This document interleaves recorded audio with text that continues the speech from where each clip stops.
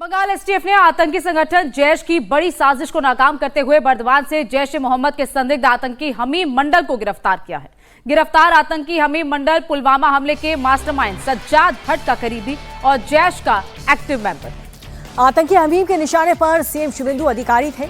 शुरुआती जांच में दावा किया गया है कि आतंकी हमीम पिछले 3 महीनों से वर्धमान में रहकर सीएम शुभेंदु के रूट, सुरक्षा व्यवस्था और वीआईपी मूवमेंट से जुड़ी जानकारी और लोकेशन पर अपने आकाओं को शेयर कर रहा था। आरोपी किन किन लोगों के संपर्क में था और पश्चिम बंगाल में उसे किसका सहयोग मिल रहा था, इसकी जांच के लिए उसके कब्जे से मिले मोबाइल फोन और डॉक्यूमेंट्स की जांच की जा रही है। आज एसटीएफ प्रेस कॉन्फ्रेंस कर डिटेल जानकारी भी देने वाली है। सीएम शुभेंदु अधिकारी ने कहा कि यह बहुत गंभीर मामला है। सीएम ने यह भी कहा कि सिर्फ मैं ही नहीं, हावड़ा से बीजेपी के विधायक उमेश राय को भी निशाना बनाया जाना था। पश्चिम बंगाल के सीएम शुभेंदु अधिकारी ने कहा है कि बंगाल से जैश ए मोहम्मद के आतंकी को पकड़ा जाना एक बहुत ही गंभीर मामला है। आज इस बारे में एसटीएफ पूरी साजिश का खुलासा करेगी। अधिकारी ने यह भी कहा है कि सिर्फ वो ही नहीं, हावड़ा से बीजेपी विधायक भी इस आतंकी के टारगेट पर थे। শুধু আমি তো নয়, কালকে এসটিএফ বলবে, টাকাটা সাইফুল আপনি কালকে শুনবেন। আবার এমওএস উমেশ রাই অলসো এই স্ক্যানারের মধ্যে ছিল, বাকিটা আমি বলছি। It's a very sensitive issue, please এর থেকে বেশি আমাকে দিয়ে বলাবেন না। STF will organise a press conference tomorrow, they will speak. ওদের এখনো অনেক কিছু জানা বোঝা বাকি রয়েছে। दिल्ली दंगा और आईबी के अफसर अंकित शर्मा हत्याकांड में उम्र कैद की सजा पाए ताहिर हुसैन को फांसी की सजा देने की मांग तेज हो चुकी है। आईबी ऑफिसर अंकित शर्मा की फैमिली ने लोअर कोर्ट के फैसले को लेकर के कहा कि अगर ये मामला हाई कोर्ट में जाता है तो ताहिर हुसैन समेत सभी दोषियों को फांसी की सजा होनी चाहिए। इधर दिल्ली की सीएम रेखा गुप्ता ने कोर्ट के फैसले का स्वागत किया और आम आदमी पार्टी समेत अरविंद केजरीवाल पर ताहिर हुसैन को संरक्षण देने का आरोप लगाया। तो दिल्ली सरकार के मंत्री कपिल मिश्रा ने भी आईबी ऑफिसर अंकित शर्मा के हत्यारे को फांसी देने की मांग की है। वहीं एआईएमआईएम ने ताहिर को पीड़ित बताते हुए कहा कि ताहिर हुसैन को हाई कोर्ट से न्याय मिलेगा। कोर्ट ने ताहिर हुसैन के साथ ही नजीम, कासिम, अनस और जावेद को उम्र कैद की सजा सुना दी है। हाईकोर्ट से इंसाफ मिलेगा। हाईकोर्ट है, रेयर है, रेयर नहीं है, इंसाफ मिलेगा, हाईकोर्ट से मिलेगा। आपको लगता है इंसाफ का कोर्ट ने कहा कि ये rare of the rarest court? Sir ये एक तरह से मैक्स फिक्स था। हम सब लोग ये आशा करते हैं कि जब ये मामला उच्च न्यायालय में जाएगा तब ये उम्र कैद की सजा को फांसी की सजा में डेफिनेटली बदला जाएगा। दिल्ली दंगे के दौरान आईबी अफसर अंकित शर्मा की हत्या के मुजरिम ताहिर हुसैन को लोअर कोर्ट ने उम्र कैद की सजा सुनाई है और उसे हाई कोर्ट से रहम की उम्मीद है। लेकिन दिल्ली को दंगे की आग में झोंकने और एक काबिल अफसर की हत्या के इस गुनहगार को अब फांसी की सजा देने की मांग तेज हो गई है। अंकित शर्मा की फैमिली इस मामले को रेयरेस्ट ऑफ रेयर मानते हुए ताहिर की फांसी की मांग कर रही है। हमारे परिवार की सर जब से ये इंसिडेंट 25 फरवरी 2020 से जो इंसिडेंट भाई के साथ हुआ था, वो अपनी ड्यूटी करते हुए देश के लिए शहीद हुआ था। परिवार की से पहले से ही ये मांग थी कि जो दोषी है इनको कड़ी से कड़ी सजा मिलनी चाहिए और कोर्ट को इस केस को रेयरेस्ट ऑफ रेयरेस्ट केस में देखते हुए दोषियों को फांसी की सजा मिलनी चाहिए थी और ये लाइफ इम्प्रिजमेंट की सजा मिली है और आज मिला है हमारे भाई को इंसाफ।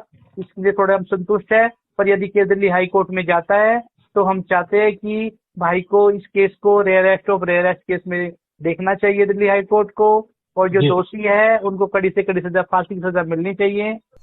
आईबी अफसर अंकित शर्मा का परिवार ताहिर हुसैन की फांसी की मांग कर रहा है, लेकिन कोर्ट के फैसले पर सियासत शुरू हो गई है। एक तरफ जहां असदुद्दीन ओवैसी की पार्टी कोर्ट के फैसले पर सवाल उठा रही है, पार्टी का कहना है कि कोर्ट से इंसाफ नहीं मिला, तो बीजेपी और आम आदमी पार्टी एक दूसरे पर निशाना साध रहे हैं।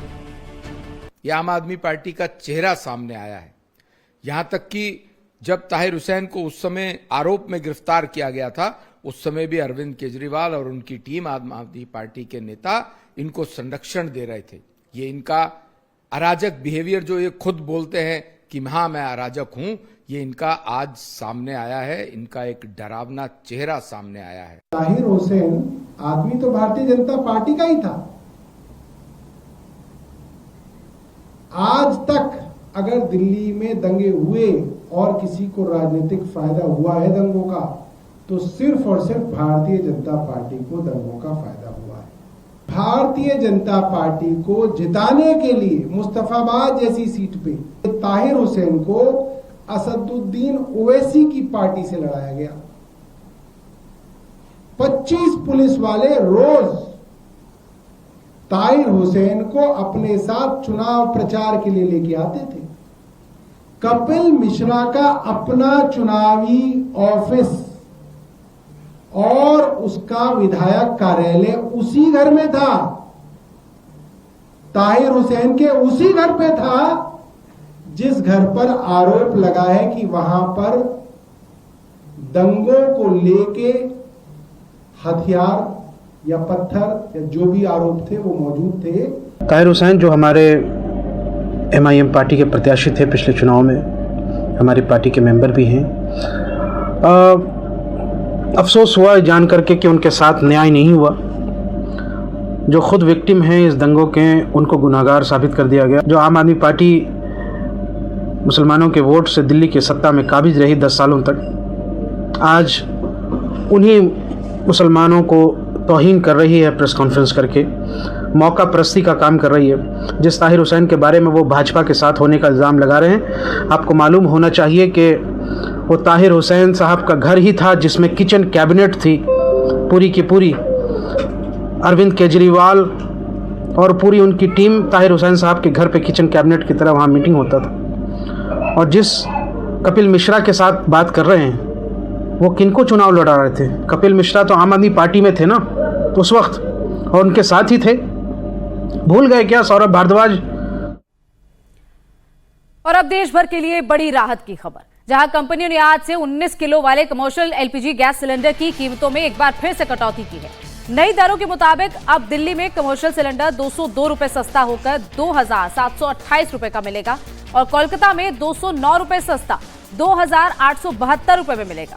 हालांकि घरेलू उपभोक्ताओं को इस बार कोई राहत नहीं मिली है, क्योंकि 14 किलो वाले घरेलू LPG सिलेंडर की कीमतों में कोई चेंजेस नहीं किए गए।